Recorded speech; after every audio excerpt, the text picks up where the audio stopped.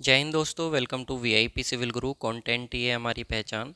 तो गाइज आज मैं आप लोग के लिए सोइल मैकेनिक्स के 100 इंपॉर्टेंट पॉइंट्स लेकर के आया हूँ। अगर आपका कोई भी एग्ज़ाम या इंटरव्यू है, जेई से लेकर के एई तक का, यहाँ तक कि अगर आपका सिविल सर्विसेज का भी एग्ज़ाम है, ईएससी का भी आप लोग का अगर एग्ज़ाम है, तो ये आप लोग के लिए बहुत इंपॉर्टेंट पॉइंट्स होने वाले हैं।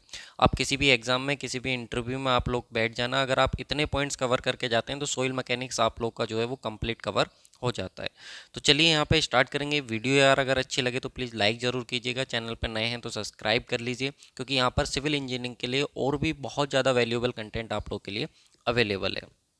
सबसे पहले पॉइंट की बात करते हैं हम लोग। देखो, डिटेल्स में हम नहीं जाएंगे, हम क्विक रिवीजन की बात कर रहे हैं तो उसी पॉइंट ऑफ व्यू से हम लोग इसको पढ़ने वाले हैं। सबसे पहला पॉइंट आता है कि father of soil mechanics. Soil mechanics के फादर कौन है? तो कार्ल टरजागी को सोइल मैकेनिक्स के फादर बोला जाता है। The process of formation of soil, जो आपका सोइल का फॉर्मेशन होता है उस प्रोसेस को हम लोग पेडोजेनेसिस बोलते हैं। Geological cycle of formation of soil, यानी कि जो सॉइल हमारी बनती है उसकी जियोलॉजिकल साइकिल क्या होती है, बहुत बार एग्जाम में रिपीट हुई है। सबसे पहले आप लोग की क्या होगी, एक रॉक होगी, उस पर आप लोग की वेदरिंग कंडीशन अप्लाई होंगी, फिर वहाँ से आप लोग की ट्रांसपोर्ट होगी सॉइल, फिर कहीं जा कर के डिपॉजिट हो जाएगी। फिर यही आप लोग की जो साइकिल है वो आप लोग की रिपीट होती रहती है। तो ये साइकिल आप लोग ध्यान रखेंगे, ये स्टेप आप लोगों से अरेंज करवा लिए जाते हैं, एमसीक्यू की फॉर्म में दे करके रख देता है और उनको अरेंज करवा लेता है। नेक्स्ट आप लोग का जो है, यहाँ पे हमारा नेक्स्ट पॉइंट है सोइल और कैसे उनका फॉर्मेशन होता है। एलुवियल सोइल का रनिंग वाटर की वजह से होता है, लैकोस्ट्राइन सोइल का लेक वाटर की वजह से होता है, मैराइन सोइल का सी वाटर की वजह से होता है, एयोलाइन और जो हमारी लुइस सोइल होती है उसका विंड की वजह से होता है, कोलुवियल या जिसको तालूस सोइल भी बोलते हैं ग्रेविटी की वजह से होता है, और जो ग्लेशियल सोइल होती है वो आइस की वजह से बनती है, और जो वेंटोनाइट सोइल होती है वो वोल्केनिक एस की वजह से बनती है। तो ये हमसे डायरेक्ट एग्जाम में आप लोगों से पूछा जाएगा या इंटरव्यू में भी आप लोगों से पूछ लेता है कि एलुवियल सोइल किस वजह से फॉर्म होती है, उसके फॉर्मेशन का रीज़न। तो वो आप लोग का रनिंग वाटर होता है। ठीक है। नेक्स्ट हम लोग बात करते हैं यहाँ पे वाटर कंटेंट क्या होता है हमारे पास। तो वाटर कंटेंट होता है wait of water upon weight of solid. तो क्वांटिटी का जो रेशियो होता है वेट ऑफ वाटर, अगर कोई एक सॉइल सैंपल है उसमें सॉलिड का वेट और जो वाटर का वेट है उन दोनों का रेशियो हम लोग जो लेते हैं वाटर कंटेंट। इसकी लिमिट आप लोगों से पूछता है एग्जाम में, तो याद रखना जीरो से आप लोग की जो लिमिट है जीरो से ज़्यादा है, जीरो के बराबर भी हो सकती है और 100% से कम होती है। वॉइड रेशियो की बात करें तो volume of voids upon volume of solid होता है, इसकी लिमिट हमेशा जीरो से ज़्यादा रहेगी। एक इंपॉर्टेंट रिलेशन है जो एग्जाम में पूछा जाता है कि आप लोग का जो वॉल्यूम ऑफ सॉलिड है वो टोटल वॉल्यूम अपॉन 1 प्लस के वॉइड रेशियो के इक्वल होता है। ये पॉइंट पे आप लोग को ध्यान रखना। नेक्स्ट आता है आप लोग का पोरोसिटी। पोरोसिटी की हम लोग बात करें तो volume of voids upon total volume होता है। यहाँ पर हमारे पास वॉल्यूम ऑफ सॉलिड आता है वॉइड रेशियो में। ठीक है, पोरोसिटी में टोटल वॉल्यूम। इसकी हम लोग बात करें लिमिट की तो 0 से 100% के बीच आप लोग की होती है। रिलेशन होता है वॉइड रेशियो में और पोरोसिटी में, ये ध्यान रखना आप लोग को, 1 प्लस के ई अपॉन 1 प्लस के ई इज इक्वल्स टू 1/1 - के n। ठीक है, इस तरीके से आप याद रखो, कोई सी भी एक वैल्यू पता हो दूसरी आप लोग निकाल सकते हो। डिग्री ऑफ सैचुरेशन की बात करें, डिग्री ऑफ सैचुरेशन तो volume of water upon volume of void क्या होता है, आप लोग के पास डिग्री ऑफ सैचुरेशन होता है। लिमिट की बात करें तो जीरो या जीरो से ज़्यादा, 100 या 100 से कम आप लोग की होनी चाहिए। अगर आप लोग की एस की वैल्यू 100 है, 100% है, या एस की वैल्यू 1 है, तो हम लोग बोलेंगे सोइल हमारी फुल्ली सैचुरेटेड है। एयर कंटेंट की बात करें हम लोग तो volume of air upon volume of void होता है। एयर कंटेंट की लिमिट आप लोग की 0 से 100% होती है आप लोग की इसके बीच में। अब हम लोग बात करें परसेंटेज ऑफ एयर वॉइड की, तो हमारे पास volume of air upon total volume. देखो दोनों में डिफरेंस बिल्कुल क्लियर रखना। एयर कंटेंट होता है volume of air upon volume of void, और जो आप लोग का परसेंटेज एयर वॉइड होता है वो होता है volume of air upon total volume. इसकी लिमिट की बात करें तो 100 से आप लोग की ज़्यादा, जीरो या जीरो से ज़्यादा और 100 से कम आप लोग की इसकी लिमिट होती है। तो ये आप लोगों को ध्यान रखना, percentage of air void. Next हमारे पास एक रिलेशन आता है जो कि इम्पोर्टेंट है। दोनों रिलेशन आप लोगों से एक एक मार्क्स के एमसीक्यू बन जाते हैं। डिग्री ऑफ सैचुरेशन प्लस के एयर कंटेंट की जो सम होता है वो दोनों का 1 होता है, ये पॉइंट भी ध्यान रखेंगे। और ये भी जो आप लोग का परसेंटेज ऑफ एयर वॉइड होता है वो पोरोसिटी इनटू एयर कंटेंट के प्रोडक्ट के इक्वल होता है, तो ये भी आप लोग ध्यान रखेंगे। नेक्स्ट आता है आप लोग का यूनिट वेट या वेट डेंसिटी भी हम लोग इसको बोलते हैं। तो ये आप लोग का क्या होता है, wait per unit volume. Unit क्या हो जाएगी, न्यूटन पर मीटर क्यूब। और जो यूनिट वेट होता है वाटर का वो ध्यान रखेंगे आप लोग, 10 किलो न्यूटन पर मीटर क्यूब होता है। सिग्निफिकेंट ऑर्डर एग्जाम में बहुत बार आप लोग का रिपीट होता है कि इसको सिग्निफिकेंट ऑर्डर बताइए कि कौन ज़्यादा सिग्निफिकेंट होता है। तो सबसे पहला आता है यूनिट वेट ऑफ सॉलिड, फिर सैचुरेटेड यूनिट वेट आता है, फिर बल्क यूनिट वेट आता है, फिर ड्राई यूनिट वेट आता है, फिर सबमर्ज्ड यूनिट वेट आता है। यानी कि जो सबसे ज़्यादा आपका सिग्निफिकेंट होता है, सबसे ज़्यादा जो रोल प्ले करता है वो यूनिट वेट ऑफ सॉलिड, फिर उसके बाद सैचुरेटेड यूनिट वेट, फिर बल्क यूनिट वेट, फिर ड्राई यूनिट वेट, और फिर आप लोग का सबमर्ज्ड यूनिट वेट। याद रखना रफली रफली सबमर्ज्ड यूनिट वेट जो होता है वो सैचुरेटेड का हाफ होता है। ये पॉइंट आप लोग ध्यान रखेंगे। नेक्स्ट हम लोग बात करें, unit weight of solids is more significant then dry unit wait. जो आपका यूनिट वेट ऑफ सॉलिड होता है, यूनिट वेट ऑफ सॉलिड होता है वो ज़्यादा सिग्निफिकेंट होता है as compare to dry unit weight. और ये हमें यहाँ से भी पता चल रहा है, देखो यूनिट वेट ऑफ सॉलिड और ड्राई यूनिट वेट में अगर कंपेयर करोगे तो यूनिट वेट ऑफ सॉलिड जो होता है वो ज़्यादा इंपॉर्टेंस होती है उसकी ड्राई यूनिट वेट के कंपेरिजन में। स्पेसिफिक ग्रेविटी की बात करें तो unit weight of solid upon unit weight of water जो होता है हमारे पास वो स्पेसिफिक ग्रेविटी होता है। ऑर्गेनिक सॉइल के लिए स्पेसिफिक ग्रेविटी हमारी 1 से 2 के बीच होती है, 1 या 2 हो सकती है। और इनऑर्गेनिक के लिए हमारे पास 2.6 से लेकर के 2.9 के बीच कुछ भी हमारे पास हो सकती है, ये ध्यान रखें। एक और अगेन इंपॉर्टेंट रिलेशन होता है, इसको हम सहभाग करके याद रखते हैं अपना, जहाँ पे एस हमारे पास डिग्री ऑफ सैचुरेशन, ई हमारे पास हो जाता है वॉइड रेशियो, डब्ल्यू हो जाता है वाटर कंटेंट, जी हो जाता है हमारे पास स्पेसिफिक ग्रेविटी। तो यहाँ पे कोई भी 3 वैल्यू आप लोग को पता होंगी, एक वैल्यू आप लोगों से पूछ लेगा, तो छोटा सा आप लोग का एक न्यूमेरिकल इस पर फ्रेम हो सकता है। नेक्स्ट आता है आप लोग के पास bulk unit weight. Bulk unit weight का फॉर्मूला होता है gamma B is equals to G plus K S E gamma W upon 1 plus के E. G specific gravity, S आप लोग का degree of saturation, E void ratio, gamma W आप लोग का यूनिट वेट ऑफ वाटर हो जाता है, और ई आप लोग का वॉइड रेशियो होती है। इसी फॉर्मूले से हम लोग अपना निकाल लेते हैं saturated unit weight. Saturated unit weight निकालने के लिए हम एस की वैल्यू 1 पुट कर देते हैं, तो हमारे पास जो सैचुरेटेड यूनिट वेट आ जाता है वो आ जाता है जी प्लस के ई गामा डब्ल्यू अपॉन 1 प्लस के ई, ये फॉर्मूला। ड्राई के लिए हम लोग क्या करते हैं, एस की वैल्यू को 0 पुट कर देते हैं, तो हमारे पास ड्राई वाला आ जाता है जी गामा डब्ल्यू अपॉन 1 प्लस के ई। ये यहाँ पे भी लिख के दिखाया हुआ है मैंने आप लोगों को, ठीक है। तो जी गामा डब्ल्यू अपॉन 1 प्लस के ई, क्योंकि ड्राई सोइल होगी तो डिग्री ऑफ सैचुरेशन 0 होगा। अब आप हम बात करें सबमर्ज्ड की, सबमर्ज्ड के लिए सैचुरेशन माइनस के यूनिट वेट ऑफ वाटर को माइनस कर देंगे, यानी कि ये जो वैल्यू आई है हमारे पास, इसमें से हम यूनिट वेट ऑफ वाटर अगर माइनस कर देंगे तो हमारे पास जो है वो सबमर्ज्ड यूनिट वेट भी आ जाता है, ठीक है। ये आप लोग को ध्यान रखना है। इसके बाद हम लोग बात करें अपना ड्राई यूनिट वेट, हमारे पास इम्पोर्टेंट है। मैं फिर से बोल रहा हूँ, इसके कई सारे फॉर्मूले हमारे पास होते हैं। ड्राई यूनिट वेट का सबसे पहला फॉर्मूला आता है bulk unit weight upon 1 plus के वाटर कंटेंट, ये इंपॉर्टेंट है। एक ये बहुत इंपॉर्टेंट है, dry unit weight is equal to unit weight of solid upon 1 plus के ई। ई क्या होता है, वॉइड रेशियो, ठीक है।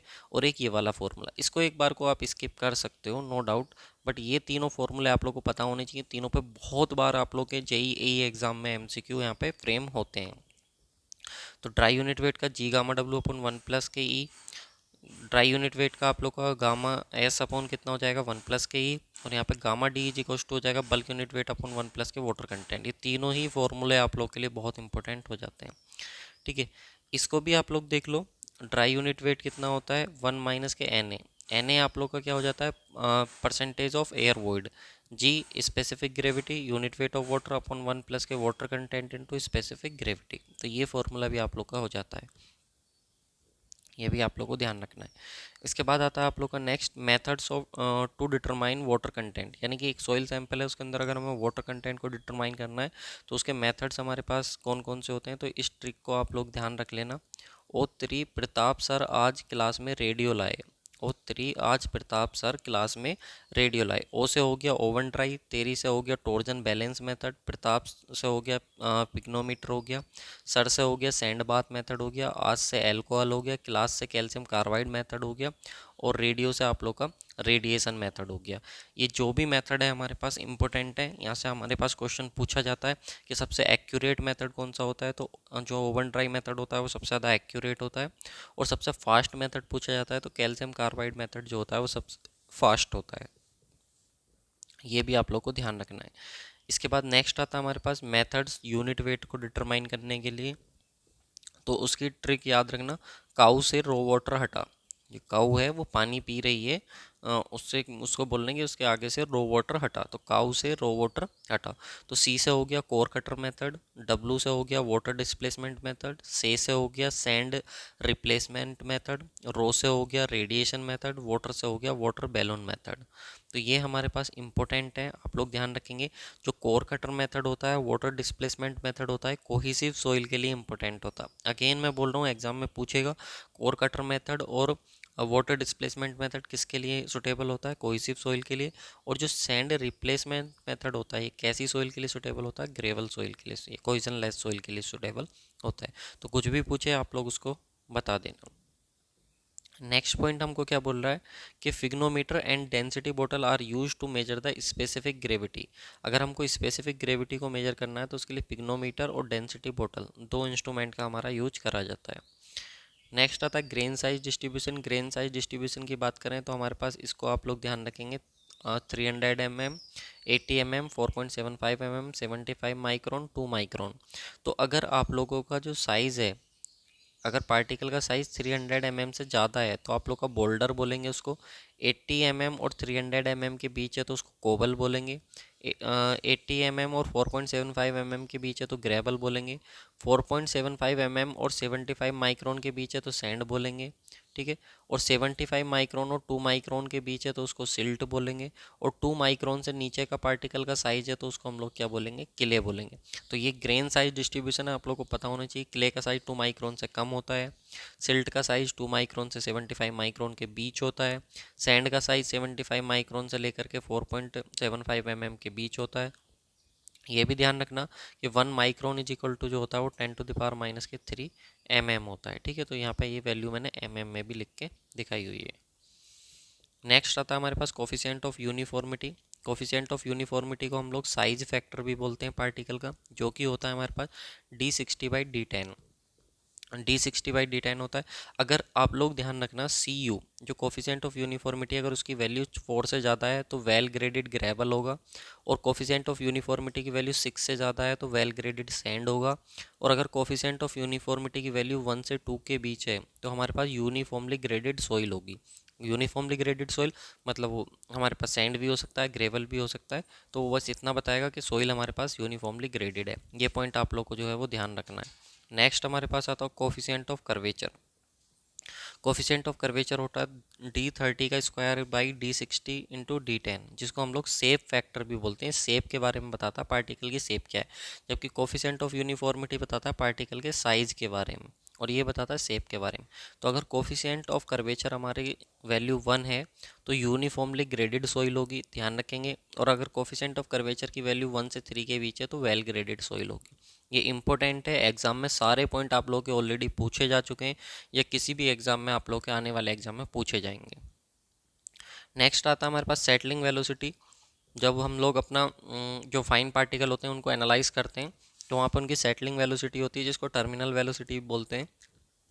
तो उसका फॉर्मूला होता है Vs=G-1 gamma W D²/18 mu, जहाँ पे म्यू क्या होता है, विस्कोसिटी, डी क्या होता है, particle size, gamma W unit weight of water होता है, और जी हो जाती है हमारी स्पेसिफिक ग्रेविटी। एक इंपॉर्टेंट पॉइंट है, स्टोक्स लॉ जो वैलिड होता है वो वैलिड होता है हमारा पार्टिकल का साइज 2 mm से लेकर के 0.2 माइक्रोन के बीच होना चाहिए। 0.2 mm से लेकर के 0.2 माइक्रोन के बीच हमारा पार्टिकल साइज है, तो उसके लिए हमारा स्टोक्स लॉ जो है वैलिड होता है। ये भी एग्जाम में पूछा गया पॉइंट है। नेक्स्ट आता है हमारे पास liquid limit. Liquid limit all soils have negligible shear strength that is 2.7 kN/m²। Soil की क्या होती है, लिक्विड लिमिट होती है, प्लास्टिक लिमिट होती है, श्रिंकेज लिमिट होती है। तो इन पे क्या होती है, सोइल की अलग अलग शियर स्ट्रेंथ होती है। सबसे ज़्यादा जो होती है वो श्रिंकेज लिमिट पर होती है, और सबसे कम जो होती है वो लिक्विड लिमिट पर होती है। तो लिक्विड लिमिट पर जो सोइल की शियर स्ट्रेंथ होती है वो ऑलमोस्ट नेग्लिजिबल होती है, और कितनी होती है, 2.7 kN/m²।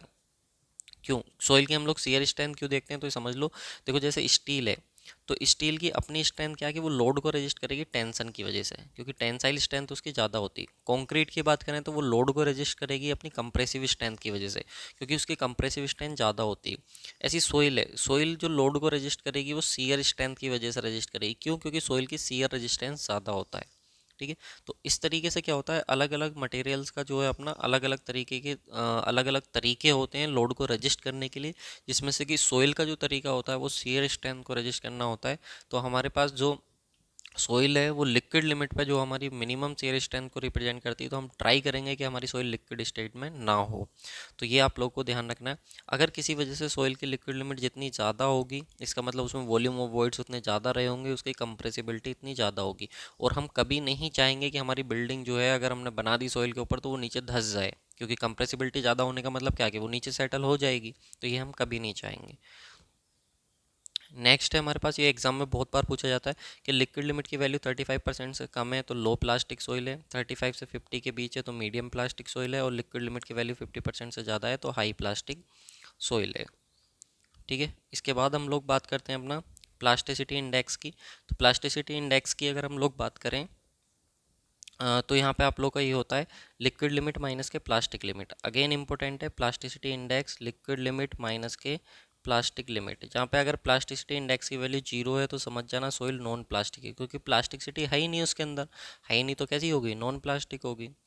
अब अगेन फिर से ये टेबल इंपॉर्टेंट है, पूछी जाती है एग्जाम में। अगर प्लास्टिसिटी इंडेक्स की वैल्यू 7 से कम है तो लो प्लास्टिक सोइल होगी, 7 से 14 के बीच है तो मीडियम प्लास्टिक होगी, और अगर 17 से ज़्यादा है तो हाई प्लास्टिक सोइल होगी। तो एक तो प्लास्टिसिटी इंडेक्स हमें सोइल की प्लास्टिसिटी के बारे में बताता है, दूसरा सोइल के टाइप के बारे में बताता है। अगर प्लास्टिसिटी इंडेक्स 0 है तो सोइल कैसी, नॉन प्लास्टिक। नॉन प्लास्टिक कौन कौन सी होगी, सैंड होगी या ग्रेवल। और अगर 10 to 15 के बीच है तो कौन सी होगी, सिल्ट। और 15 से 100 के बीच है तो क्या होगी, क्ले। क्योंकि सबसे ज़्यादा प्लास्टिक हमारी कौन सी होती है, क्ले ही होती। तो क्वेश्चन पूछ भी लिया जाता है क्ले और सिल्ट में से कौन ज़्यादा प्लास्टिक होता है, तो क्ले ज़्यादा प्लास्टिक सोइल होती है आप लोग की। ठीक है, ये आप लोग को ध्यान रखना है। क्यों, क्योंकि इसका प्लास्टिसिटी इंडेक्स ज़्यादा होता है, और जितना ज़्यादा प्लास्टिसिटी इंडेक्स होगा उतनी ज़्यादा क्या होगी, सोइल प्लास्टिसिटी रिप्रेजेंट करेगी। नेक्स्ट आता है श्रिंकेज इंडेक्स। श्रिंकेज इंडेक्स क्या होता है हमारे पास, प्लास्टिसिटी श्रिंकेज इंडेक्स होता है प्लास्टिक लिमिट माइनस के श्रिंकेज लिमिट। ठीक है, ये हमारे पास होता है। और कंसिस्टेंसी इंडेक्स की बात करें तो कंसिस्टेंसी इंडेक्स हमारे पास हो जाता है लिक्विड लिमिट माइनस के natural water content upon plasticity index. ये हमारे पास फॉर्मूला हो जाता है। क्योंकि रिवीजन के पॉइंट ऑफ व्यू से हैं, इंपॉर्टेंट है, बस आपने पहले पढ़ रखा होगा तो आप लोग को ये बहुत हेल्प करने वाली video.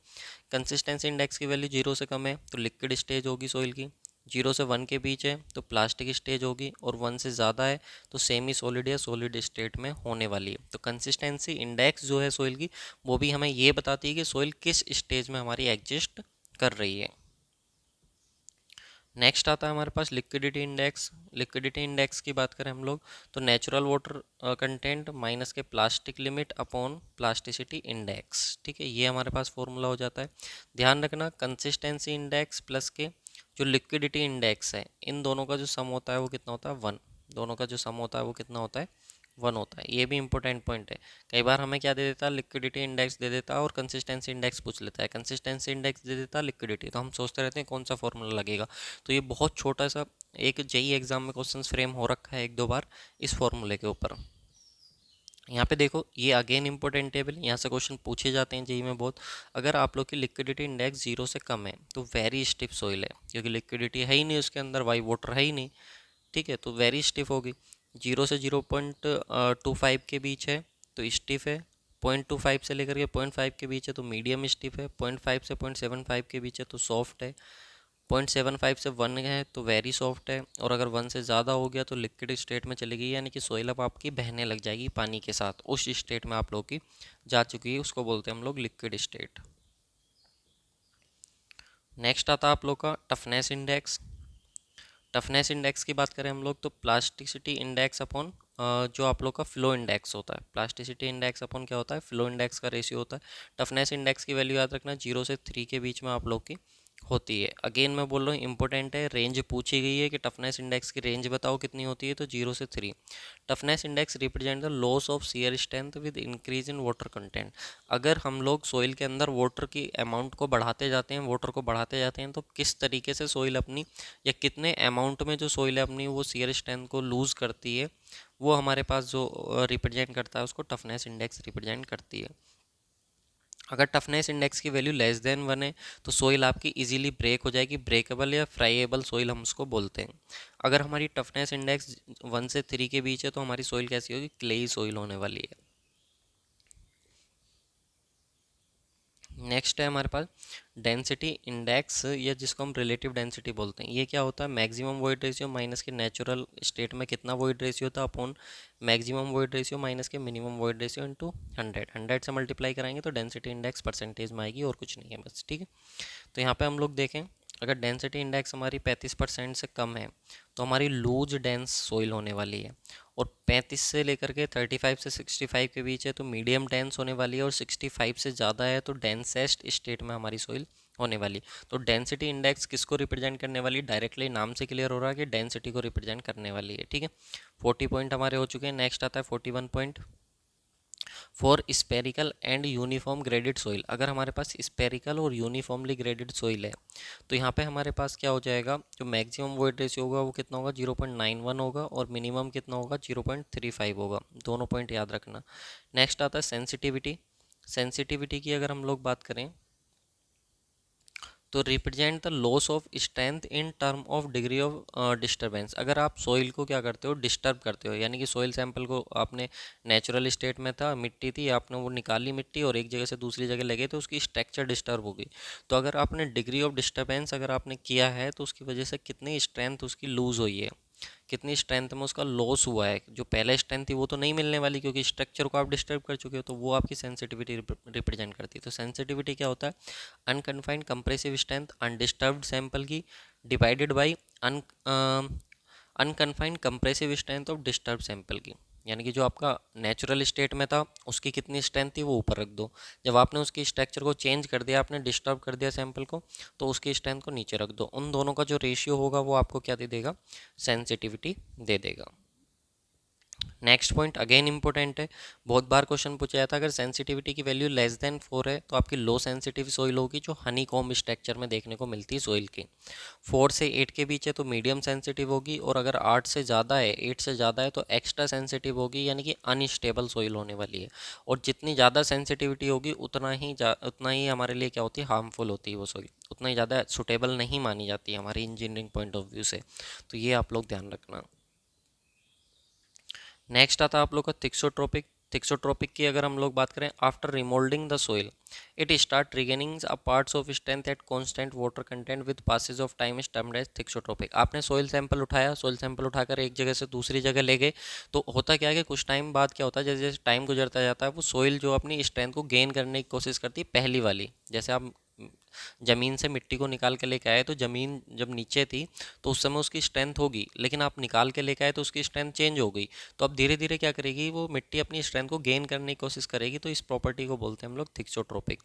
Activity it represent the compressibility और volume change in soil with change in water content. अगर आप सोइल का वाटर कंटेंट चेंज करते हो तो वाटर कंटेंट चेंज करने पे वो कितना वॉल्यूम को चेंज कर रही है या कितना कंप्रेस हो जा रही है, वो हमें कौन बताता है, सोइल की एक्टिविटी से हमको पता लगता है।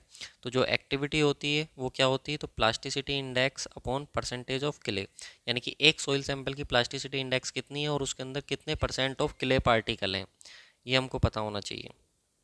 तो यहाँ पे हमारे पास परसेंटेज ऑफ क्ले पार्टिकल जो होते हैं वो क्या होते हैं, जिनका साइज लेस देन 2 माइक्रोन होता है, ये हमको पता होना चाहिए। नेक्स्ट है हमारे पास, अगर मान लो कि हमारी जो एक्टिविटी है अगर वो 0.75 से कम है तो हमारे पास इनएक्टिव सोइल होगी, 0.75 से 1.25 के बीच है तो नॉर्मल एक्टिव होगी, और अगर हमारे पास 1.25 से ज़्यादा है तो हाईली एक्टिव सोइल हमारे पास होने वाली है। ठीक है, इसका एक्टिव का मतलब है कि जैसे ही वो थोड़ी सी भी आप लोग की वाटर के टच में जाएगी सोइल तो तुरंत उसका वॉल्यूम चेंज हो जाएगा, जितनी ज़्यादा उसकी एक्टिविटी ज़्यादा होगी। क्योंकि एक्टिविटी क्या इस चीज़ के बारे में तो बताती है कि अगर वाटर कंटेंट आप चेंज कर रहे हो तो सोइल किस तरीके से वॉल्यूम अपना चेंज कर रही है।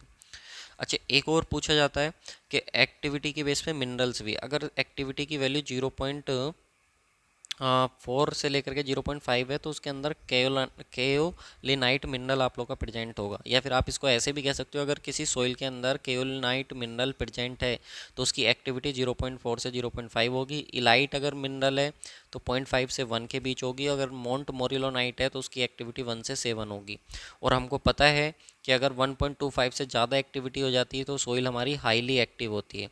तो इसीलिए आपने सुना होगा कि माउंट मोरिलोनाइट जिस सोइल के अंदर प्रेजेंट होता है वो हाईली एक्टिव सोइल होती है। पानी के कॉन्टैक्ट में जैसे ही जाती है वैसी स्वेलिंग और श्रिंकेज को आपका रिप्रेजेंट करने लगती है।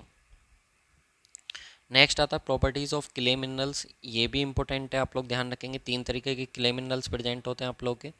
एक तो केओलिनाइट होता है जिसमें आप लोग का हाइड्रोजन बॉन्ड आप लोग का होता है जो कि एक स्ट्रॉन्गेस्ट बॉन्ड होता है। ये चाइना क्ले के अंदर हमको देखने को मिलता है। इलाइट की बात करें, इलाइट मिनरल, तो इसमें आयनिक बॉन्ड आप लोग का होता है, आयनिक बॉन्ड देखने को मिलेगा। ग्रीन क्ले सैंड जो आप लोग की होती है उसमें आप लोग को देखने को मिलेगा। माउंट मोरिलोनाइट की बात करें तो ये वंडरवाल फोर्स और वाटर बॉन्ड से आप लोग का ये कंबाइन होती है सोइल माउंट मोरिलोनाइट, और एक वीकेस्ट बॉन्ड होता है। इसी की वजह होती है कि जैसे ही हमारी सोइल क्या है हमारी वाटर के टच में आती है तो तुरंत आप लोग का स्वेलिंग और श्रिंकेज को शो करने लगती है, जैसे कि ब्लैक सोइल में और बेंटोनाइट सोइल में हमको देखने को मिलता है। नेक्स्ट है हमारे पास पॉइंट नंबर 49, इम्पोर्टेंट है। If water table is above the ground level then variation in ground water table will not affect the effective stress. देखो टोटल स्ट्रेस होती है हमारे पास इफेक्टिव स्ट्रेस प्लस के पोर वाटर प्रेशर। तो effective stress क्या हो जाएगी, टोटल स्ट्रेस माइनस के पोर वाटर प्रेशर। तो इसमें हमको क्या बोल रहा है, इसमें बोल रहा है कि अगर हमारे पास जो वाटर टेबल है, अगर मान लो ये हमारे पास ग्राउंड लेवल है, इस ग्राउंड लेवल के ऊपर अगर हमारा वाटर टेबल है तो इसका जो वेरिएशन है, अगर ये ऊपर जाए नीचे आए तो हमारा क्या है कि जो इफेक्टिव स्ट्रेस है उस पर कोई भी फ़र्क नहीं पड़ने वाला। Will not affect the effective stress. जो हमारा ग्राउंड लेवल है, वाटर टेबल जो ग्राउंड लेवल के ऊपर है, then variation of ground water table, जो ग्राउंड वाटर टेबल है अगर वो वेरी भी करता है तो हमारा इफेक्टिव स्ट्रेस पे कोई भी फ़र्क नहीं पड़ता। डायरेक्ट ये पॉइंट एग्जाम में पूछा जा चुका है। क्या इफेक्टिव स्ट्रेस रिड्यूज होंगी, इंक्रीज होंगी, इफेक्ट नहीं पड़ेगा, इस तरीके से क्वेश्चन पूछा जा चुका है। नेक्स्ट पॉइंट क्या बोल रहा है, अगर मान लो कि हमारा ग्राउंड लेवल है और इस ग्राउंड लेवल के नीचे ग्राउंड वाटर टेबल है, ग्राउंड वाटर टेबल जो है ग्राउंड लेवल के नीचे है, तो ये किस तरीके से इफेक्ट करेगा इफेक्टिव स्ट्रेस को। तो if water table is below the ground level it's variation will affect the effective stress. तो अगर ये वेरी करेगा तो यहाँ पर इफेक्टिव स्ट्रेस वेरी करती हैं, चेंज होती हैं। कैसे होती हैं, तो पहला पॉइंट बोल रहा है ground water table below the ground level, ground water table is rising then the effective stress will reduce with increasing the pore water pressure. अगर मान लो ये ग्राउंड लेवल यहाँ है, ग्राउंड वाटर टेबल ये है, अगर आप लोग ग्राउंड वाटर टेबल ऊपर की तरफ राइज करता है, ऊपर की तरफ राइज करता है, तो इफेक्टिव स्ट्रेस क्या बताई थी मैंने, टोटल स्ट्रेस माइनस के पोर वाटर प्रेशर। अब टोटल स्ट्रेस तो कांस्टेंट होती है, अब यहाँ पे जब वाटर टेबल ऊपर राइज करेगा तो पोर वाटर प्रेशर बढ़ता है, तो बढ़ने की वजह से क्या ये वैल्यू बढ़ेगी, ये कांस्टेंट है। तो जब ये वैल्यू बढ़ेगी तो इनका जो डिफरेंस होगा वो कम होगा, तो यहाँ पे जो हमारी इफेक्टिव स्ट्रेस है वो क्या होती हैं, कम होती हैं। ये आप लोग ध्यान रखेंगे।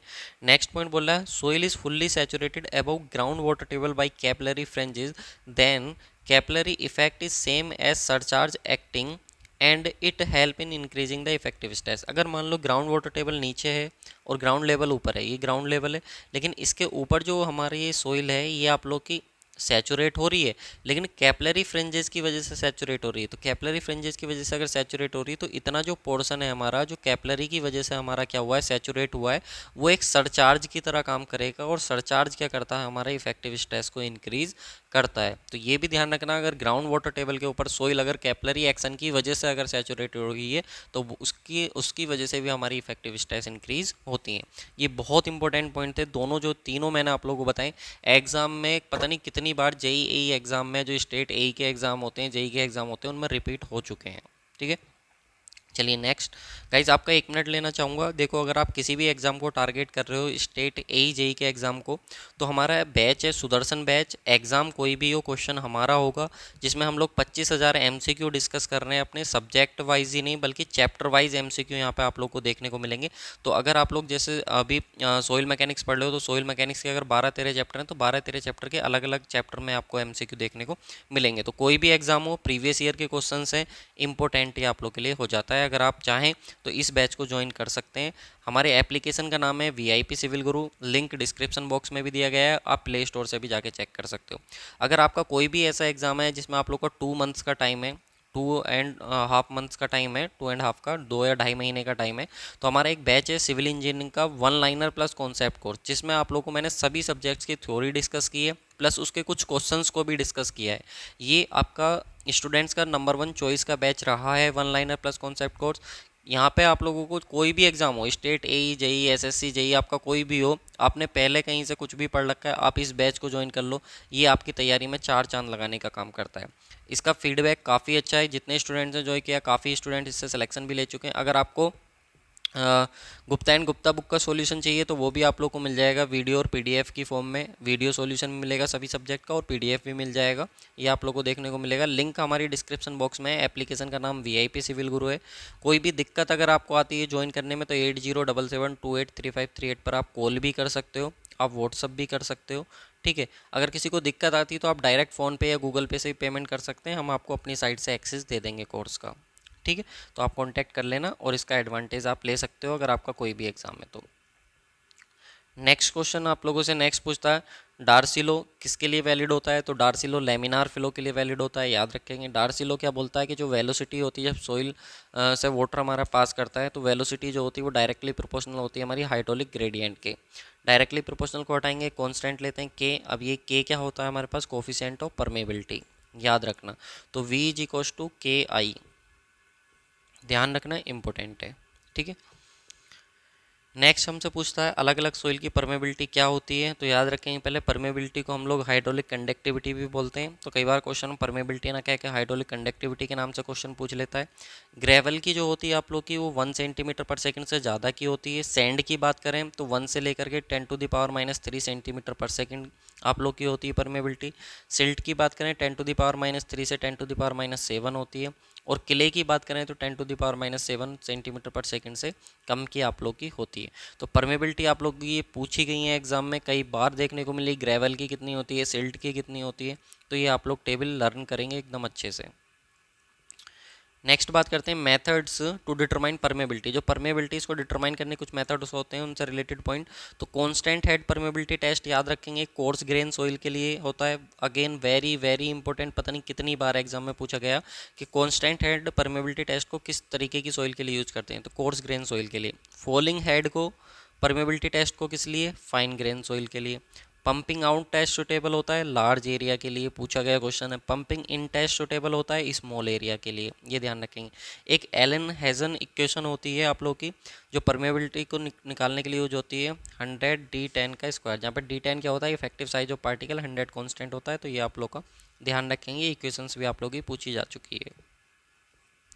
नेक्स्ट, कौन कौन से फैक्टर्स हैं जो अफेक्ट करते हैं हमारी परमेबिलिटी को? सोइल से जो वाटर हमारा पास हो रहा है उसको कौन कौन से फैक्टर अफेक्ट करते हैं? तो फॉर्मूला आप लोग ध्यान रखना, ये फॉर्मूला होता है आप लोग का K is equals to 1/SA surface area unit weight of आप लोग का जो वाटर होता है या जो भी उससे फ्लूइड पास कर रहा है उसका म्यू आप लोग की विस्कोसिटी हो जाती है, ई वॉइड रेशियो हो जाता है, डी पार्टिकल का साइज हो जाता है।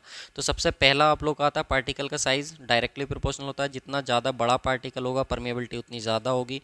सरफेस एरिया आप लोग का ज़्यादा होगा, जितना ज़्यादा सरफेस एरिया होगा पार्टिकल साइज उतना कम होगा, पार्टिकल साइज कम होगा तो परमेबिलिटी भी क्या होगी आप लोग की? कम होगी। वॉइड रेशियो सोइल का में जितना ज़्यादा होगा उतना ही ज़्यादा परमेबिलिटी आप लोग को देखने को मिलेगी। फ्लूइड प्रॉपर्टी की बात करें, सोइल जो फ्लूइड पास कर रहा है उसका यूनिट वेट ज़्यादा होगा तो परमेबिलिटी ज़्यादा होगी, और अगर विस्कोसिटी ज़्यादा हुई तो परमेबिलिटी क्या होगी? कम होगी। तो जो फ्लूइड पास करता है फ्लूइड की प्रॉपर्टी के ऊपर भी डिपेंड करता है कि क्या हमारी परमेबिलिटी होने वाली है। यहाँ पे हम लोग बात करें के क्या होता है हमारे पास? तो के डायरेक्टली प्रोपोर्शनल होता है डिग्री ऑफ सैचुरेशन के। अगर सोइल हमारी सैचुरेटेड है ऑलरेडी तो उससे हमारी जितनी ज़्यादा सैचुरेटेड होगी उतना ज़्यादा हमारी परमेबिलिटी उसकी होने वाली। अब दो कंडीशन आती हैं हमारे पास, अगर मान लो ये सोइल की लेयर है और सोइल के लेयर के पैरेलल वाटर फ्लो हो रहा है या इसके परपेंडिकुलर फ्लो हो रहा है, तो इनमें पूछता है कि किस केस में परमेबिलिटी ज़्यादा होती है। तो याद रखना, जो आपकी एवरेज परमेबिलिटी होती है पैरेलल टू बेडिंग, यानी कि जो हमारी पैरेलल चल रही है, बेडिंग के पैरेलल चल रही है, इस केस की परमेबिलिटी ज़्यादा होती है एज़ कम्पेयर टू अगर वाटर हमारा परपेंडिकुलरली पास करे। तो अगर सोइल की लेयर्स हैं, अगर उनके पैरेलल वाटर पास कर रहा है तो ये परमेबिलिटी ज़्यादा होगी एज़ कम्पेयर टू परपेंडिकुलर वाली। ये पॉइंट पूछा जाता है, अगेन मैं बता रहा हूँ इंपॉर्टेंट है, बहुत बार एग्जाम में पूछा गया है।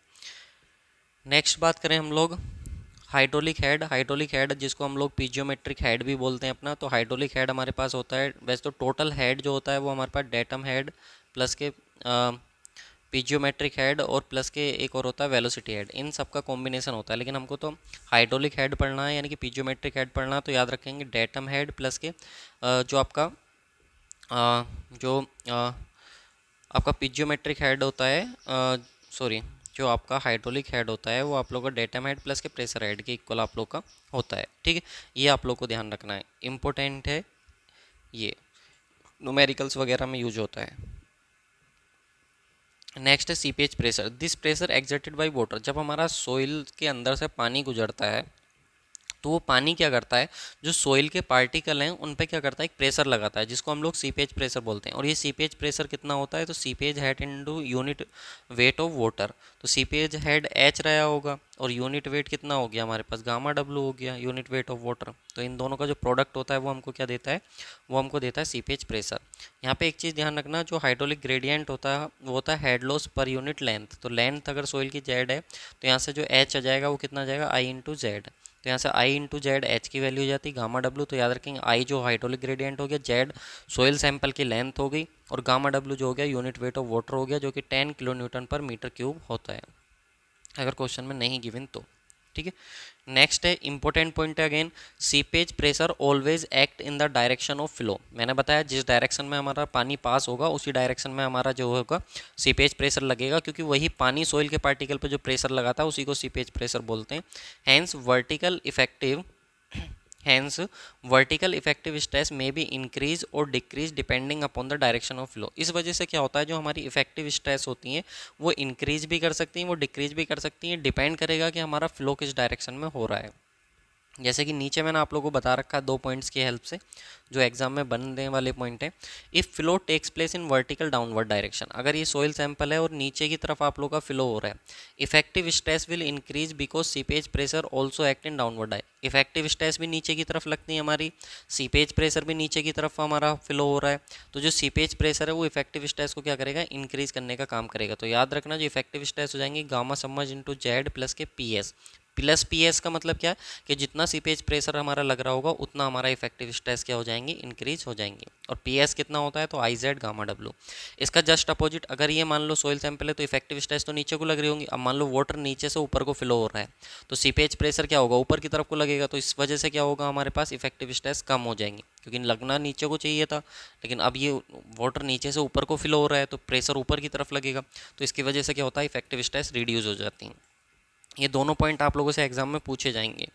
नेक्स्ट कंडीशन होती है हमारे पास quick sand condition. Quick sand condition को पाइपिंग कंडीशन भी बोलते हैं, फ्लोटिंग कंडीशन भी बोलते हैं, बॉइलिंग कंडीशन भी बोलते हैं। ठीक है, सबसे पहले ध्यान रखना किस में देखने को मिलती है आप लोग को, तो ये देखने को मिलती है कोहिजन लेस सोइल में। इसमें होता क्या है कि जब हमारा मान लो ये सोइल सैंपल था, स्ट्रेस नीचे को लग रही थी इफेक्टिव स्ट्रेस, और वाटर नीचे से ऊपर को फ्लो हो रहा था, नीचे से ऊपर को फ्लो, तो ये जो हमारे पास होता है सीपेज प्रेशर, ये हमारा इफेक्टिव स्ट्रेस को कम करता है। तो कम करते करते करते करते एक पॉइंट ऐसा आ जाता है, जैसे मान लो ये नीचे से लग रहा था, नीचे से लग रहा था, ये वैल्यू क्या नीचे से लग रही थी सीपेज प्रेशर, तो ये वैल्यू बढ़ती रहेगी बढ़ती रहेगी, और एक कंडीशन ऐसी आएगी कि एक गामा समर्ज्ड इनटू जेड के बराबर हो जाएगा, आई जेड गामा डब्लू। तो इस कंडीशन पे आने पे क्या हो जाएंगी, हमारी इफेक्टिव स्ट्रेस जीरो हो जाएंगी। तो कोहिजन लेस सोइल में क्या होता है, जब पानी नीचे से ऊपर की तरफ फ्लो होता है, जिसको boiling condition, floating condition, piping condition है, क्विक सैंड कंडीशन बोलते हैं, तो उसमें आई जेड गामा डब्ल्यू यानी कि सीपेज प्रेशर की वैल्यू बढ़ते बढ़ते बढ़ते बढ़ते वो गामा समर्ज्ड इनटू जेड के इक्वल हो जाती है, जिसकी वजह से इफेक्टिव स्ट्रेस जीरो हो जाता है। और जैसे ही इफेक्टिव स्ट्रेस जीरो होता है तो इस कंडीशन को हम लोग बोल देते हैं अपना कि ये हमारे पास कोहिजन लेस सोइल की क्विक सैंड कंडीशन है, पाइपिंग कंडीशन है, फ्लोटिंग कंडीशन है या बॉइलिंग कंडीशन है। तो यहाँ पे हमारे पास इफेक्टिव स्ट्रेस जीरो हो गया, ये हमारे पास इक्वेशन होती है। तो अगर ये वैल्यू जीरो हो गई तो यहाँ से जेड से तो जेड कैंसिल हो गया, तो आई कितना हो जाएगा, गामा समर्ज्ड अपॉन गामा डब्लू। इसका एक और फॉर्मूला आता है जिसको क्रिटिकल ग्रेडियंट बोलते हैं, G minus one upon one plus के ई। ये भी ध्यान रखना, ठीक है। यहाँ पे गामा समर्ज्ड की वैल्यू रखते हैं बस, और कुछ नहीं है, ठीक है। गामा समर्ज्ड की जो वैल्यू होती है वो होती है G minus one gamma W upon one plus के ई। अब नीचे गामा डब्लू से डिवाइड करोगे तो कैंसिल हो जाएगा, तो G minus one upon one plus E बचता है। राइट। ये हमारे पास हो जाता है। अब हम कभी नहीं चाहेंगे कि क्विक सैंड कंडीशन हो हमारी। तो क्विक सैंड कंडीशन से बचने के लिए याद रखना कि जो आपका हाइड्रोलिक ग्रेडियंट है वो क्रिटिकल हाइड्रोलिक ग्रेडियंट से कम होना चाहिए। तो ये अगेन इंपॉर्टेंट पॉइंट है, पूछता है कि कैसे अवॉइड कर सकते हैं क्विक सैंड कंडीशन से हम लोग। तो जो हाइड्रोलिक ग्रेडियंट है वो क्रिटिकल हाइड्रोलिक ग्रेडियंट से कम होना चाहिए। तो फैक्टर ऑफ सेफ्टी क्या हो जाता है, क्रिटिकल हाइड्रोलिक ग्रेडियंट अपन नॉर्मल हाइड्रोलिक ग्रेडियंट हमारे पास हो जाता है। अगला आता है हमारे पास लाप्लास इक्वेशन, जो आइसोट्रोपिक मीडियम के लिए यहाँ पे लिखी हुई है मैंने, जहाँ पे के एक्स जो है के वाई के बराबर है, यानी कि एक्स डायरेक्शन की परमेबिलिटी वाई डायरेक्शन की परमेबिलिटी के इक्वल है। तो ये हमारे पास होती है लाप्लास इक्वेशन। याद रखना लाप्लास इक्वेशन का जो ग्राफिकल सॉल्यूशन होता है वो हमको फ्लोनेट देता है, और यही हमको समझना इंपॉर्टेंट है, फ्लोनेट। तो फ्लोनेट के सबसे पहले अजम्पशंस पढ़ लो, क्योंकि एग्जाम में बहुत देखने को मिलते हैं। फ्लोनेट के लिए हमारे पास डार्सी लॉ वैलिड होना चाहिए, होमोजीनियस आइसोट्रोपिक होना चाहिए, फ्लूइड एंड सोइल जो हैं दोनों ही हमारे पास इनकम्प्रेसिबल होने चाहिए, सोइल सॉलिड भी और फ्लूइड भी। साथ में जो फ्लोनेट आपका यूज होता है, एग्जाम में पूछा गया है कि फ्लोनेट किस किस लिए यूज होता है, तो सीपेज डिस्चार्ज के लिए, सीपेज प्रेशर के लिए, हाइड्रोस्टेटिक प्रेशर के लिए और एक्सिड ग्रेडियंट निकालने के लिए। इसमें भी सबसे इंपॉर्टेंट है सीपेज डिस्चार्ज। तो सीपेज डिस्चार्ज कितना होता है फ्लोनेट से, तो उसका फॉर्मूला हमारे पास होता है seepage discharge through per metre length of hydraulic structure. कोई भी हाइड्रोलिक स्ट्रक्चर लाइक डैम है, तो उससे अगर सीप हो रहा है, सीपेज हो रहा है, तो कितना पानी उससे सीप हो जाएगा, तो वो हम लोग निकालते हैं अपना सीपेज डिस्चार्ज से। फॉर्मूला क्या होता है, Q is equals to K H N F upon N D, जहाँ पे के क्या होता है परमेबिलिटी हो जाती है, एच क्या हो जाता है आप लोग के पास जो हेड अवेलेबल है, एन एफ क्या हो जाता है नंबर ऑफ फ्लो चैनल्स हो जाते हैं, और नंबर ऑफ इक्विपोटेंशियल ड्रॉप हो जाते हैं। N F number of flow channel, N D equipotential drop. और अगर मान लो आपके पास स्ट्रीम लाइन्स गिवन है, तो जितनी भी नंबर ऑफ स्ट्रीम लाइन है -1 करके आपको फ्लो चैनल मिल जाएंगे। और अगर आप लोग के पास पोटेंशियल लाइन गिवन है, तो पोटेंशियल लाइन में से एक कम करके आप लोग को इक्विपोटेंशियल ड्रॉप मिल जाएंगे। और याद रखना N F upon N D का जो रेशियो होता है आप लोग को वो सेफ फैक्टर देता है। अगेन इंपॉर्टेंट है, सेफ फैक्टर पूछा जाता है, एन एफ एन डी दे देता है और सेफ फैक्टर पूछ लेता है। नेक्स्ट आता है आप लोग के पास इक्विवेलेंट परमेबिलिटी।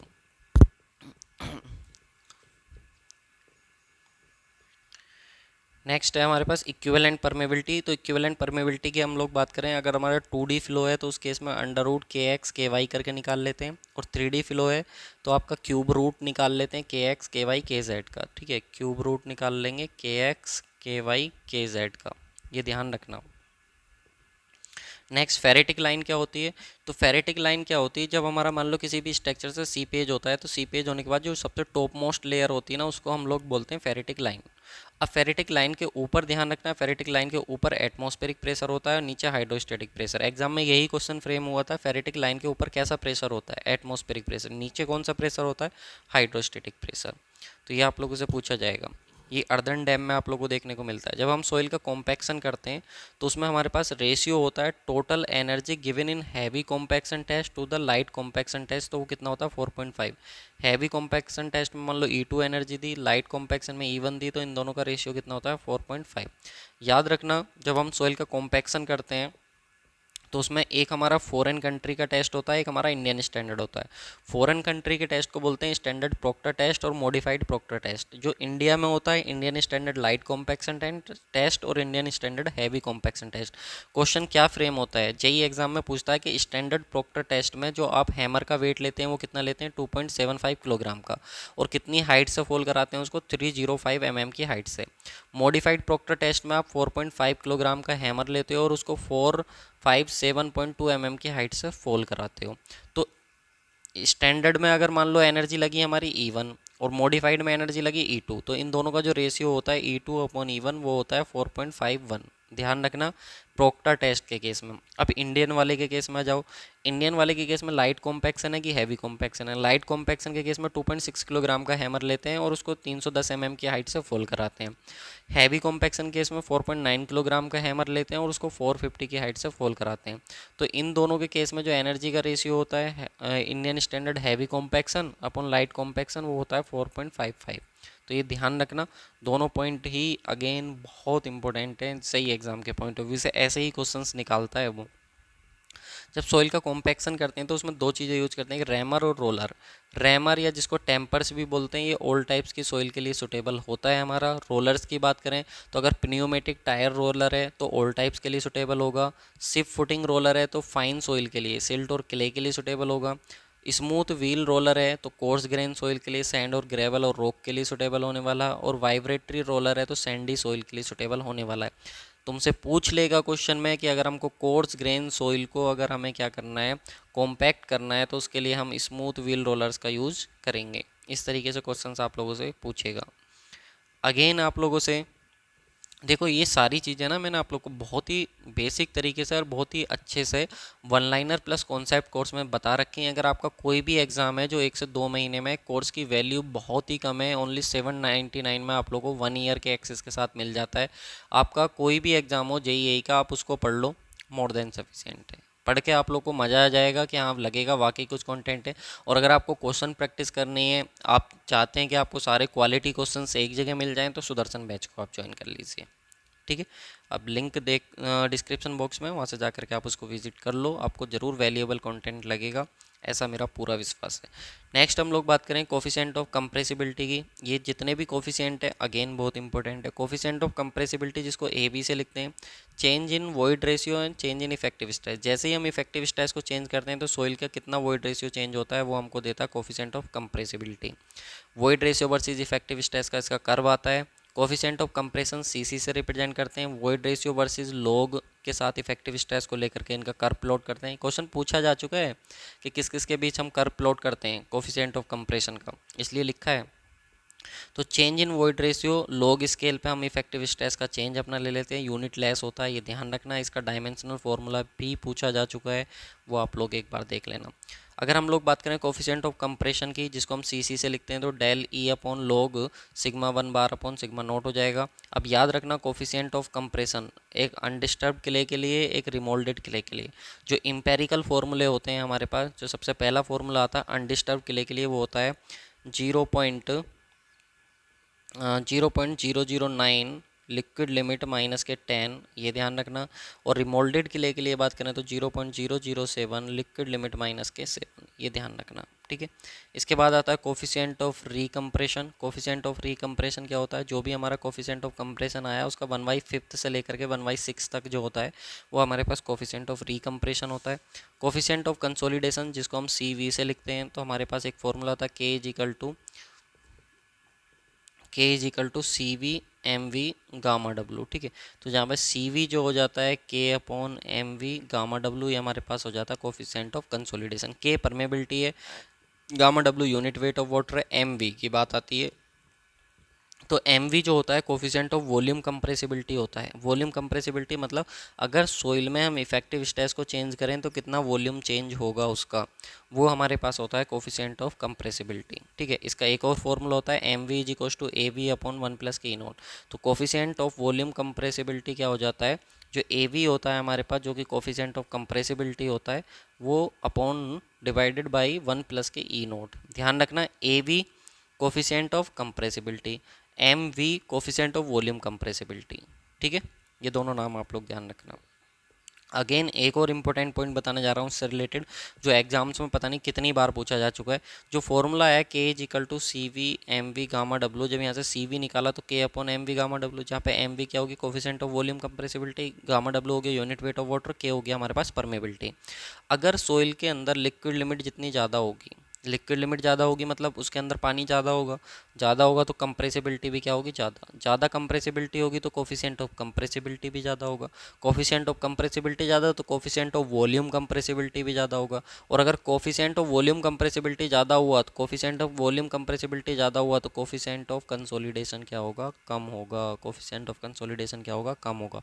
तो याद रखना, coefficient of consolidation volume coefficient of volume compressibility के इन्वर्सली प्रोपोर्शनल, लिक्विड लिमिट के इन्वर्सली प्रोपोर्शनल, प्लास्टिसिटी इंडेक्स के इन्वर्सली प्रोपोर्शनल होता है। बस टेम्परेचर के क्या होता है, डायरेक्टली प्रोपोर्शनल होता है। ये पूछा जा चुका है पॉइंट ESC में, सिविल सर्विसेज में, तो ये ध्यान रखना। ठीक है, नेक्स्ट आता है हमारे पास Terzaghi one dimensional consolidation theory. Again very very important points हैं जो इसके एजम्पशंस हैं। सोइल कैसी होनी चाहिए, होमोजीनियस आइसोट्रोपिक होनी चाहिए, सोइल इज़ फुल्ली सैचुरेटेड होनी चाहिए, डार्सी लो वैलिड होना चाहिए, यानी कि वेलोसिटी हाइड्रोलिक ग्रेडियंट के डायरेक्टली प्रोपोर्शनल होनी चाहिए। सेकेंडरी कंसोलिडेशन हम कंसिडर नहीं करके चलते, टरजागी ने कंसिडर नहीं करा था। इसके बाद एक्सपल्सन ऑफ पोर वाटर जो है हमारे पास, जो पानी निकलना चाहिए वो यूनी डायरेक्शनल होना चाहिए, तो यानी कि जो वॉल्यूम में चेंज आएगा वो हमारे पास सिर्फ और सिर्फ डेप्थ की वजह से चेंज आना चाहिए। डेप्थ में चेंज आएगा तो वॉल्यूम में चेंज आएगा, एरिया में कोई भी चेंज नहीं होता, ध्यान रखना। So volume change only due to change in depth. अगर डेप्थ में चेंज होगा तो वॉल्यूम चेंज। जैसे मान लो कि ये सोइल सैंपल है, ठीक है, ये सोइल सैंपल था, इसके ऊपर आपने लोड लगाया, तो इसके जो एरिया है ना, इसमें कोई भी चेंज नहीं होना चाहिए। जो क्रॉस सेक्शन एरिया है इसमें कोई चेंज नहीं हो, जो भी चेंज होना चाहिए सोइल नीचे बैठनी चाहिए, तो इसकी डेप्थ चेंज होनी चाहिए। तो हमारे पास एरिया इंटू डेप्थ जो हो जाएगा वो वॉल्यूम हो जाएगा। अब एरिया तो चेंज कर नहीं रहे हैं, तो वॉल्यूम में चेंज कब आएगा, जब इसकी डेप्थ में चेंज आएगा। तो इसी पॉइंट की बात कर रहा है वो। In consolidation test pressure at the soil specimen at each stage is double. याद रखना, कंसोलिडेशन टेस्ट में हम प्रेशर को हर एक स्टेज पे अपना डबल करते जाते हैं। ये टरजागी ने कंसिडर करा था। जब हम सोल्व करते हैं अपना टरजागी इक्वेशंस को, तो डिग्री ऑफ कंसोलिडेशन आता है हमारे पास del H upon H into 100। Del H होता है हमारे पास किसी भी टाइम टी पे कितना सेटलमेंट हुआ है, और कैपिटल डेल एच होता है हमारे पास कि अल्टीमेट सेटलमेंट कितना है। ये हमारे पास होता है जो U I upon U I minus U upon U pore water pressure की टर्म में होती है, ये वॉइड रेशियो की टर्म में होती है डिग्री ऑफ कंसोलिडेशन। ऐसे ही हमारे पास टाइम फैक्टर होता है, अगेन इंपॉर्टेंट है टाइम फैक्टर। कितना होता है, T V is equals to C V T upon D square. तो C V coefficient of consolidation, T होता है हमारे पास time required to complete consolidation, complete consolidation होने में कितना टाइम लगने वाला है।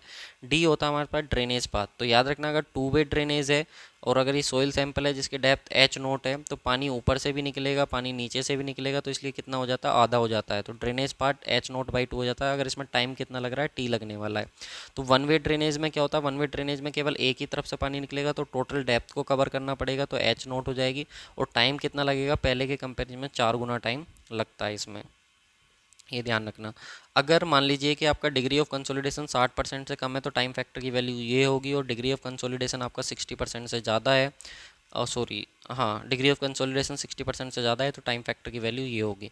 हमको क्या ध्यान रखना, हमको ध्यान रखना अगर 50% का डिग्री ऑफ कंसोलिडेशन है, टाइम फैक्टर कितना होता है, 0.196।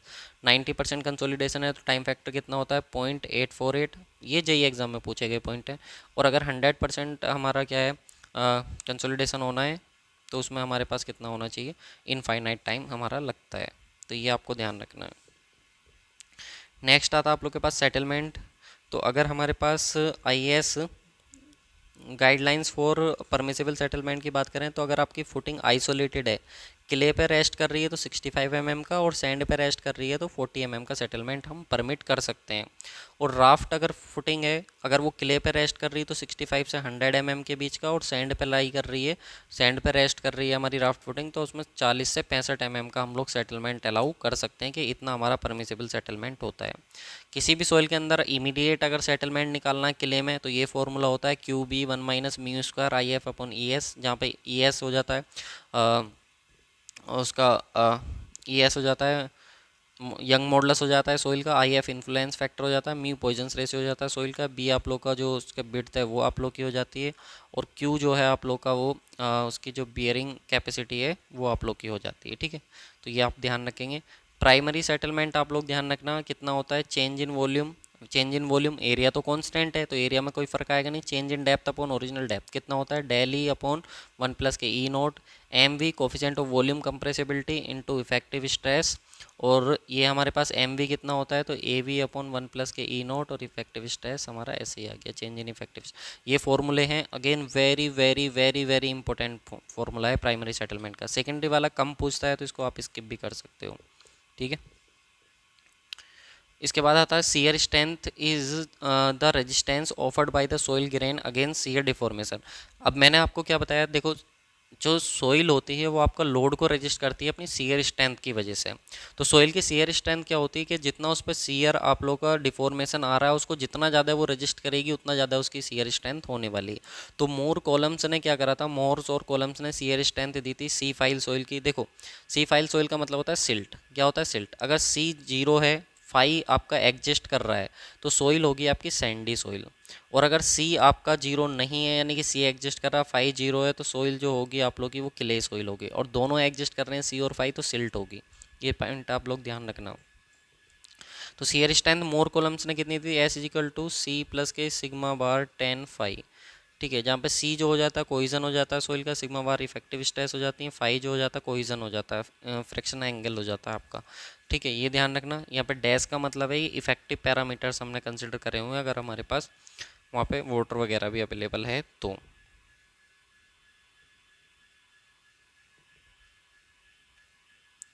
क्लियर। नेक्स्ट आ जाता है हमारे पास सीयर स्ट्रेंथ निकालते कैसे हैं सोइल की। तो सीयर स्ट्रेंथ निकालते हैं हम लोग, लेबोरेटरी टेस्ट होता है, एक फील्ड टेस्ट होता है। तो लेबोरेटरी टेस्ट में direct shear test, tri compression test होता है, अनकन्फाइंड कंप्रेशन स्ट्रेंथ टेस्ट होता है, यूएसएस अनकन्फाइंड कंप्रेसिव स्ट्रेंथ जो हम लोग निकालते हैं। फील्ड टेस्ट की बात करें तो वेन सीयर टेस्ट होता है, स्टैंडर्ड पेनिट्रेशन टेस्ट होता है, ये मैकिनटॉइस या फिर JKR प्रोब टेस्ट होता है, डच कॉन पेनिट्रेशन टेस्ट होता है, या पीजो कॉन टेस्ट होता है। तो ये आप लोग ध्यान रखना, इनके नाम इंपॉर्टेंट है, तो ये आप लोग यहाँ पे ध्यान रखेंगे। डायरेक्ट सीयर टेस्ट की बात करें तो याद रखना ये आप लोग का सुटेबल होता है सैंडी सॉइल के लिए। अंडर ड्रेन टेस्ट ये बहुत इंपॉर्टेंट है, यहाँ से ध्यान रखना, डायरेक्ट सीयर टेस्ट के नाम से याद रखना, ड्रेन के कंडीशन में सैंड के लिए सुटेबल होता है, ये पूछा जाएगा क्वेश्चन। फेलियर प्लेन इसमें एक इसकी लिमिटेशंस है कि फेलियर प्लेन इसमें प्री डिटरमाइन होता है और स्ट्रेस डिस्ट्रीब्यूशन फेलियर प्लेन पर नॉन यूनिफॉर्म होता है। ट्राइएक्सियल टेस्ट की बात करें तो जितना मैं आपको बता रहा हूँ उतना ध्यान रखना। ट्राइएक्सियल टेस्ट जो होता है आप लोग का ऑल टाइप्स की सोइल के लिए सुटेबल होता है, ठीक है। एक ये पॉइंट ध्यान रखना आप, इसमें ड्रेनेज हम कंट्रोल कर सकते हैं, ये पॉइंट ध्यान रखना। अगला पॉइंट ध्यान रखना, in soil axial stress produce shear stress on all plane except horizontal and vertical plane. जब हम सोइल के ऊपर एक्सियल स्ट्रेस लगाते हैं तो उसकी वजह से सीयर स्ट्रेस तो प्रोड्यूस होती हैं, लेकिन हॉरिजॉन्टल और वर्टिकल प्लेन को छोड़ के बाकी सब में प्रोड्यूस होती हैं। ये हमारा ट्राई एक्सियल टेस्ट का कॉन्सेप्ट है, ये आप ध्यान रखना। नेक्स्ट आता है अनकन्फाइंड कंप्रेसिव स्ट्रेंथ टेस्ट। तो यहाँ पे हम लोग बात करें अनकन्फाइंड कंप्रेसिव स्ट्रेंथ टेस्ट है, जो कि हमारा क्ले सोइल के लिए सुटेबल होता है, कोहिसिव सोइल के लिए सुटेबल होता है। और जो कितना होता है इसकी स्ट्रेंथ 2 टाइम्स ऑफ सी, जितना भी कोहिजन है उसका सोइल का उसका 2 टाइम्स कर दो तो हमें उसकी स्ट्रेंथ देखने को मिल जाएगी। वेन सीयर टेस्ट जो होता है कोहिसिव सोइल के लिए और सॉफ्ट सोइल के लिए एक्चुअली में सुटेबल होता है, प्लास्टिक कोहिसिव सोइल के लिए, ये ध्यान रखना। अगर हमारे पास इसकी वेन्स होती हैं टॉप और बॉटम, अगर दोनों तरीके की जो टॉप और बॉटम एंड जो हैं अगर दोनों सीयर कर रहे हैं तो उस केस में हमारे पास इतनी सीयर स्ट्रेंथ हमारे पास होती है, ये ध्यान रखना। एच जो हो जाता है डी जो हो जाता है डाया हो जाता है वेन का, एच जो उसकी टोटल हाइट हो जाती है, टी उसका टॉर्क हो जाता है, और यहाँ पर जो टी एफ हमको उसको सीयर स्ट्रेंथ देखने को मिल जाती है टाउ एफ, ठीक है। इंपॉर्टेंट पॉइंट्स की बात करें हम लोग तो जो ट्राइएक्सियल टेस्ट होता है उसके कुछ इंपॉर्टेंट पॉइंट्स हैं। इसमें 3 तरीके से हम टेस्ट परफॉर्म करते हैं, consolidated drain test, consolidated undrain test, unconsolidated undrain test. तो जो कंसोलिडेटेड ड्रेन टेस्ट होता है इसमें हम दोनों स्टेज में अलाउ करते हैं ड्रेनेज को, और साथ में अगर कहीं पे ग्रेजुअल लोडिंग अगर आ रही है हमारी, कहीं पे ग्रेजुअल लोडिंग आने वाली है और वहाँ पे अगर हमको टेस्ट परफॉर्म करना है तो वहाँ पे CD टेस्ट हम लोग परफॉर्म करेंगे, जैसे कि रिटेनिंग वॉल, ठीक है, वहाँ पे ध्यान रखना। और अगर कहीं पे हमें कंसोलिडेटेड अनड्रेन टेस्ट करना है तो इसमें एक ही स्टेज में हम अलाउ करेंगे ड्रेनेज को, और कहीं पे स्टेबिलिटी चेक करनी है, जैसे कि अर्दन डैम है, अर्दन डैम में क्या होता है सडन लोडिंग आती है हमारे पास, या कोई भी डैम है तो उसमें सडन लोडिंग आती है, तो वहाँ पे हम लोग अपना यूज़ करते हैं किसका, सडन लोडिंग की वजह से कंसोलिडेटेड अनड्रेन टेस्ट को परफॉर्म करते हैं। अनकंसोलिडेटेड अनड्रेन टेस्ट हम परफॉर्म करते हैं अपना जब हमारे पास जो है फास्ट लोडिंग आ रही हो, यानी मिट्टी थी आपने एकदम से उसके ऊपर बहुत ऊंची बिल्डिंग बनाने वाले हैं आप, तो वहाँ पे हम लोग किसका यूज़ करते हैं अपना अनकंसोलिडेटेड अनड्रेन टेस्ट का, उसमें किसी भी स्टेज में हम वाटर को अलाउ नहीं करते। याद रखना अगर कहीं पे फास्ट लोडिंग आ रही है तो वहाँ पे अनड्रेन सीयर टेस्ट परफॉर्म करेंगे, और स्लो लोडिंग आ रही है तो वहाँ पे ड्रेन टेस्ट परफॉर्म करने वाले हैं। स्कैम्पटन पोर वाटर प्रेशर की इक्वेशंस होती है, ये ध्यान रख सकते हो आप, लेकिन ध्यान रखना ये 2 कोफिशिएंट, यहाँ पे बी जो होता है सैचुरेटेड पैरामीटर होता है आप लोग का, अगर बी की वैल्यू 0 है तो ड्राई सोइल है, 1 है तो सैचुरेटेड सोइल है। और याद रखना ए की वैल्यू अगर 0.5 है तो डेंस सैंड है आपकी, और अगर ए की वैल्यू 3 है तो लूज सैंड है। तो एक ही रेंज पूछी जाती है आप लोगों से, याद रखना 0 से लेकर के जो 3 के बीच में होती है, 0 से लेकर के 3 के बीच में जो होती है आप लोग की वो रेंज होती है आपकी ए की। तो ये क्वेश्चन बहुत बार आप लोगों से एग्जाम में देखने को मिलेगा, ठीक है। दोनों वैल्यू आप लोग की जेई एग्जाम में ऑलरेडी पूछी जा चुकी हैं। Shear characteristics of sand again important है, इतना कॉन्सेप्चुअल वैसे ए में जाता है वो, लेकिन फिर भी ध्यान रखना अगर लूज सैंड है या रिमोल्डेड क्ले है या नॉर्मली कंसोलिडेटेड क्ले है, तीनों के केस में लूज सैंड है, रिमोल्डेड क्ले है, नॉर्मली कंसोलिडेटेड क्ले है, तो वहाँ पे प्रोग्रेसिव फेलियर देखने को मिलेगा हमें उस सोइल का, ठीक है। और अगर डेंस सैंड है, सेंसिटिव क्ले है या ओवर कंसोलिडेटेड क्ले है, तो वहाँ पे ध्यान रखना ब्रिटिल फेलियर देखने को मिलेगा हमको, ठीक है। ऐसा होता क्यों है, मान लो लूज सैंड है, अब आपने उस पर सीयर स्ट्रेस को बढ़ाया, सीयर स्ट्रेस को बढ़ाया तो वॉइड्स कम होंगे, वॉइड्स कम होंगे तो वॉल्यूम कम होगा, वॉल्यूम कम होगा तो पोर वाटर प्रेशर बढ़ जाएगा, तो जिसकी वजह से प्रोग्रेसिव फेलियर हमको देखने को मिलता है, ठीक है। थोड़ा सा ज़्यादा कॉन्सेप्चुअल है बट कोई नहीं, एग्जाम में आता है तो क्या कर सकते हैं। अर्थ प्रेशर कोफिशिएंट जो होता है वो हॉरिजॉन्टल अर्थ प्रेशर अपन वर्टिकल अर्थ प्रेशर होता है, ठीक है, ये आपको ध्यान रखना है। Earth pressure coefficient at rest की बात करें तो म्यू अपॉन 1 - म्यू होता है, यहाँ पे म्यू होता है आप लोग का पॉइजन रेशियो ऑफ सोइल, ध्यान रखना। अब यहाँ से हमारे पास जो होता है हॉरिजॉन्टल अर्थ प्रेशर अगर हम निकालें तो के इज इक्वल टू कितना है, sigma H upon sigma B, तो यहाँ से सिग्मा एच की वैल्यू निकालें तो कितना होगा, के इंटू सिग्मा वी। इस सिग्मा एच को ही बोलते हैं हम हॉरिजॉन्टल अर्थ प्रेशर, तो यहाँ पे आएगी हमारे पास पी नोट, और के हमारे पास है तो रेस्ट में है तो के नोट से रिप्रेजेंट कर दिया, और वर्टिकल स्ट्रेस तो कितना हो जाएगा, रो जी एच होता है ना, तो रो जी एच होता है, रो जी को गामा इंटू एच लिख देते हैं, तो गामा इंटू एच आ जाता है हमारे पास, तो न्यूटन पर मीटर। टोटल अर्थ प्रेशर की बात करें, टोटल अर्थ प्रेशर फोर्स या थ्रस्ट की बात करें तो इसका जो रिप्रेजेंटेशन आता है वो ट्रायंगुलर आता है, ये हमारे पास के नोट गामा एच था, ये हाइट एच थी, तो इसका एरिया जो हो जाएगा 1/2 बेस के note gamma H into height जो हो जाएगा एच, वो हमको टोटल अर्थ प्रेशर फोर्स दे देगा, तो ये हमारे पास आ गया 1/2 के note gamma H H H square हो जाता है, ठीक है, न्यूटन में। याद रखना ये न्यूटन में, ये न्यूटन पर मीटर में। इसी तरीके से आप लोग ध्यान रखना, ये ऑर्डर पूछा जाता है कि जो सबसे ज़्यादा प्रेशर होता है कौन सा होता है, पैसिव अर्थ प्रेशर होता है, फिर रेस्ट वाला होता है, फिर एक्टिव वाला होता है। आपने पहले प्री पेपर पास करा है SSCJEE का, फिर आप थोड़े दिन के लिए रेस्ट में आ गए, फिर आप एक्टिव हो गए किसके लिए, मेंस एग्जाम के लिए, तो ऐसे करके इसको याद रख सकते हैं। वैसे कोफिशिएंट भी passive earth pressure coefficient, rest वाला और एक्टिव वाला, ठीक है, ये ध्यान रखना। Active earth pressure coefficient passive earth pressure coefficient के रेसिप्रोकल के इक्वल होता है। अगेन बोल रहा हूँ, ये पूछा गया पॉइंट है, इतने छोटे छोटे पॉइंट्स भी, ठीक है। नेक्स्ट है हमारे पास Rankine earth pressure theory, cohesive soil के लिए होती है। यहाँ पर हमारे पास एक एजम्पशंस लिया जाता है कि जो हमारे ने वॉल बनाई है रिटेनिंग वॉल, वर्टिकल और स्मूथ होनी चाहिए। कैसी होनी चाहिए, वर्टिकल और स्मूथ, उसका फेस जो है वर्टिकल और स्मूथ होना चाहिए। अब दोनों केस के लिए देख लो, जो हमारी रैंकाइंस थ्योरी है, एक्टिव स्टेज के लिए हमारा एक्टिव कोफिशिएंट 1 - sin φ/1 + sin φ हो जाएगा, और जो प्रेशर होगा के गामा जेड हो जाएगा न्यूटन पर मीटर स्क्वायर में। पैसिव की स्टेज में 1 + के sin φ/1 - sin φ हो जाएगा। पैसिव अर्थ प्रेशर कितना होगा, के पी गामा जेड न्यूटन पर मीटर स्क्वायर हो जाएगा। फेलियर एंगल की बात करें, फेलियर प्लेन एंगल की बात करें, 45 + 5/2 आएगा, 45 - 5/2 आएगा, ध्यान रखना, ठीक है, ये आपसे पूछा जाएगा। इसके बाद बेल अर्थ प्रेशर थ्योरी आती है, तो बेल्स अर्थ प्रेशर थ्योरी की बात करें तो कोहेसिव सोइल के लिए होता है। जैसे कोहिजन लेस सोइल के लिए कौन सी होती है, रैंकाइन होती है, तो कोहेसिव सोइल के लिए बेल्स थ्योरी होती है। तो एक्टिव स्टेज में के गामा जेड माइनस के 2c√k होता है, जहाँ पे के कोफिशिएंट, के एक्टिव अर्थ प्रेशर कोफिशिएंट होता है, गामा यूनिट वेट हो जाता है, जेड डेप्थ हो जाती है, सी कोहिजन हो जाता है। पैसिव स्टेज में यहाँ पे प्लस आ जाता है बस, ठीक है। Critical depth of unsupported cut आप लोगों से पूछा जाता है, तो याद रखना इस केस में आप लोग की जो वैल्यू है पी की, जो एक्टिव अर्थ प्रेशर है वो 0 हो जाता है, तो यहाँ से हम लोग जेड निकालते हैं, तो जेड कितना आता है, 2c/गामा√k आता है। तो जो अनसपोर्टेड कट होता है वो 2 टाइम्स ऑफ जेड सी होता है। इसका प्रॉपर कॉन्सेप्ट मैंने दिया हुआ है सोल मैकेनिक्स के लेक्चर में, बस आप इस फॉर्मूले को याद रखना। अनसपोर्टेड कट जो होता है 4c/गामा√k, क्योंकि वो आप लोग के की वैल्यू दे देता है, यूनिट वेट पता होता है, सी पता होता है, अनसपोर्टेड कट आप लोगों से पूछता है, तो ये आपको पता होना चाहिए।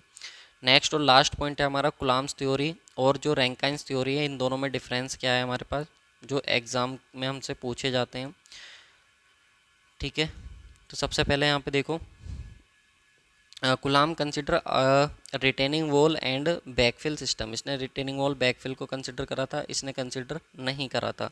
इसने बैकफिल को इंक्लाइंड और अपना वर्टिकल माना था, इंक्लाइंड भी हो सकता है और वर्टिकल भी हो सकता है, इसने अपना सिर्फ वर्टिकल माना था, ठीक है। जो रिटेनिंग वॉल थी इसने वर्टिकल मानी थी, इसने रिटेनिंग वॉल को अपना इंक्लाइन और वर्टिकल माना था।